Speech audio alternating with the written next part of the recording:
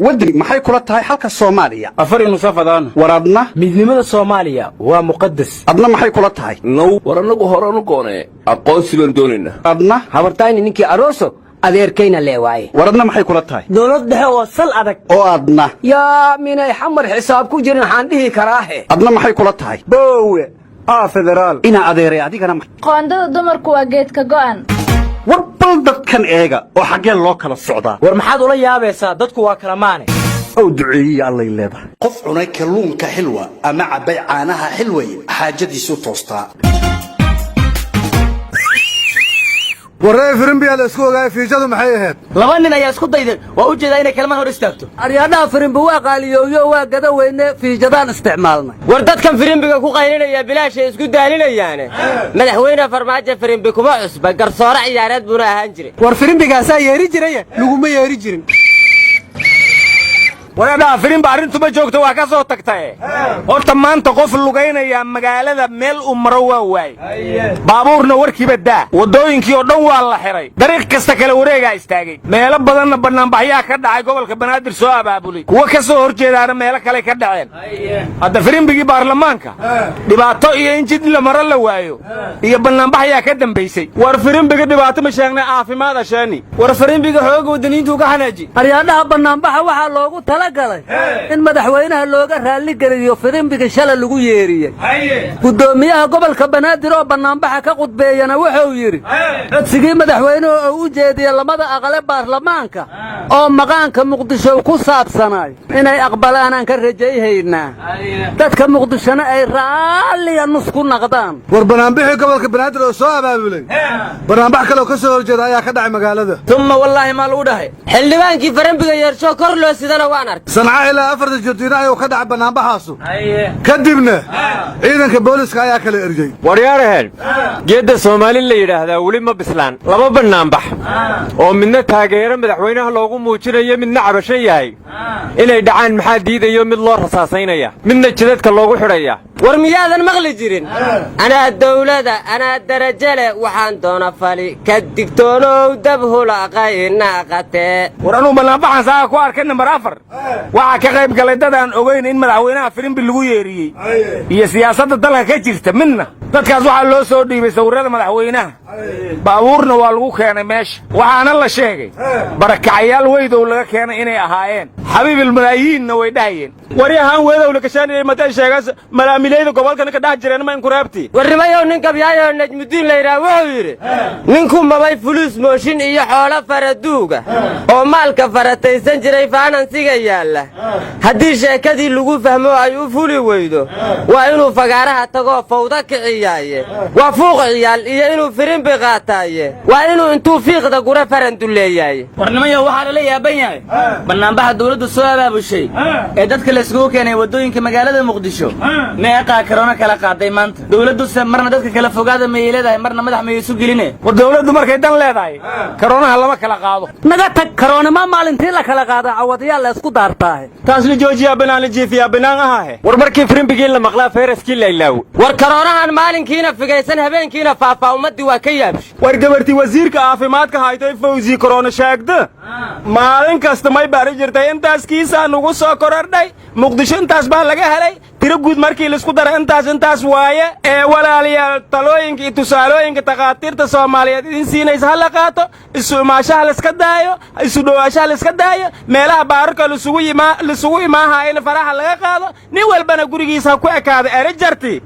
geega may sheego doonto dawladii naftii oo dadka isfa saxday iska dhaxyaa artay sagiiri kabiir madaxweyne maxamed siyaad dalka xabad buu uga baxay ali mahdina muddo dul qaadanay cabdiqaasim salaad xasan mudday kaaga yeerays cabdillaahi yuusuf axmedna been baa korkiisa la isku weydaarsanay iyo hoobiye sheekh shariifna madaxtooyada xabaddu soo galaysay xasan sheekhna habeenkii la doortay maalintiisii ayaa qarax lala beegsaday ilaahay baa ka badbaadiyay intuu joogayna xabadda dhawaaqeeda wuu maqlayay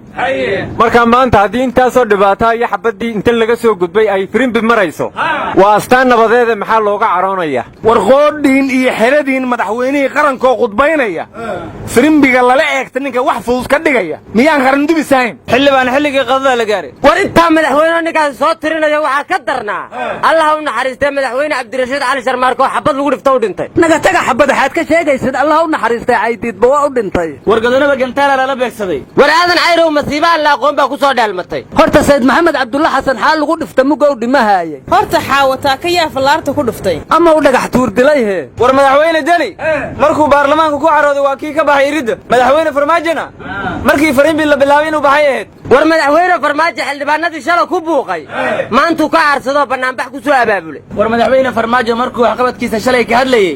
65 arday aan waxbarasho firi ah siinay waa kii yidhi laakiin afhayeenka madaxweynaha cabdinuur wuxuu soo qoray 65 kun oo arday ayuu madaxweynuhu ka wadaa kaa madaxweynaha run uga dhawaayo waraaq qoran buu ka akhriyay afjoogayay dima lo-ad midna looma adeegana waa la yidhi oo cabdinuur ma wuxuu leeyahay madaxweynuhu xataa wixii loo soo qoray waa qalday warnimiyow shalay buug horta intunku badnaada fadi laakiin doctor xildhibaan fiqi iyonay maad salaada kuma ognaayeen war xildhibaanada ay sheegaysa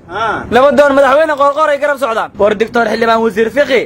hadda ka hor wuxuu yidhi madaxweyne farmaajo run aan ognahay inuu noo sheegay waxaa ka jirta magaciisa oo saddexan war doctor xildhibaan wasiir fiqi shalay qarax ayuu ka badbaaday wuxuuna yidhi al-shabaabkii mudug waa soo afjarnay amiirkoodana waa dilnay war waxaa la yidhi wax dadkii wadaagaa mar un waa ku diridhaane dagaalkii dhacana jeer un baa laga dawoobaa aryadhaha anigu waxaan idin dhihi lahay how balaayaalo mabuntume hala baadbaadsho bulshaadan balaayaalo mabuntume hala baadbaadsha bulshaadan maahino warnimaya waxaa la yidhi humaag beena iyabaa ku hooga hooska subaxii inkastood hawaawada hurdada hodan la loolayso meel maran markaad haabataa lagu hungooba inkastuu sidii hogol hunkado ama se heegeeyo hilaaciisa roob saman lahaa lagu hungooba inkastuu hadoodilan yahoo kaaga hiro taago hardacaarka geedkii ah waa lagu hungooba inkastuu adduun hodon ka yahay heelad kuu buuxo hoodii bakayl laga mutaa lagu hungooba inkastay hablaha ugu cas tahay ama hobqaad leeday baalidii hannaan quruxsan waa lagu hungooba inkastay hanweynaan bulshadu u hanqaltaagayso mas-uulkan xilkii halanin waa lagu hungooba inkastoy hannaan wacan tahay hobqaadna leedahay iga anfacday war xooga wadaniyiintu waxay dhaheen shala baarlamaanka waxa ka buuqa waxay ahaayeen 4 xildhibaan oo labana jubbaland ay tahay labana puntland ay tahay xoogii wadaniyiinta inti kale golaha sacabka haayama kuwadadaana war madaxweynuhu intuu khudbaynayey sacabka iyo buuquba way isdhex socdeen war madaxweynuhu hal xildhibaan oo sheegayay ahayn wax kaloo buuqayay warnimayo waxaa la yidhi kursigan qof loo doortay mar haddii muddada kooban wakhtigeedu soo kuuray kaar dhacay shaqayn maa ee waxba kororsiyuu raadin farambina ka kululaanin ee kaalin wadareedka ka kaxa isku koollayne qiira iska keenkeenka kelmadaha wadaniyeysan lagu kabaya beenbeenta koobiga dadka u muuqda iyo lacagta kaashka ahee berri lagu kadsoomaynin waxba yaan kitaab beena ku karaama seegiisa mar labaad la kiilaysan dadkuna ma aha keligiina adiga iyo kooxdaadu halkaa noogu yara kaadshi waryaa qarandumusaataa kii firimbiga yeerinna waxba badhaantid waryaa madaxweynuhu wuxuu yidhi 3 sano iyo 4 sano midna wax laguma qaban karo safarkuna waa dheeryaha shaqadu waa ballaaranta marka qarandumis waa ka hor imaanin halkaa noogu yara kaadshi nacam wadamada geeska afrika 10 sano hogaamin iyo horumar ay rabaan warqamiyaan dhamaystiraya xasan sheekhaa laga diiday madaxweynaha hasirin waryaa qayladiina qaba bacdiina ma rabna qarandumis oo halkaas noogu yara kaadshi waryaa murankiinu waa batay adinka kale maana halkaa yor noogu yara kaadshi wixidkaan arkaylka kama soo jeedaan halkaa noogu yara kaadshi waryaa kurburo kurbadiis inbadana hayday korkokoneebsano antininka kawada kaadiye waryaa iskool booliisiya waa laga cabsaday doorasho qof cod ahana qabana macquul ma ahan halkaas noogu yara kaadshi war odayaal siyaasadda kuwaa shaatiina halkaa noogu yara kaasha waryaada barakacyaasha isku soo baxay bulshaday ka mid yihiin qaylada iyo mucaaradnimada halkaa noogu yara kaadshi waraa gudoomiyaha gobolka banaadir cabdibelo dushiisa ku khudbeeya halkaa noogu wada kaasha war barakacyaal dad xilil kuma hayn karaan halkaa noogu yara kaadshi waryaada sheekadiina soo koobo halkaa noogu yara kaadshi war hooga wadaniyiinta intii biilsha ku go'a haysadaan halkan ku yara kaadiye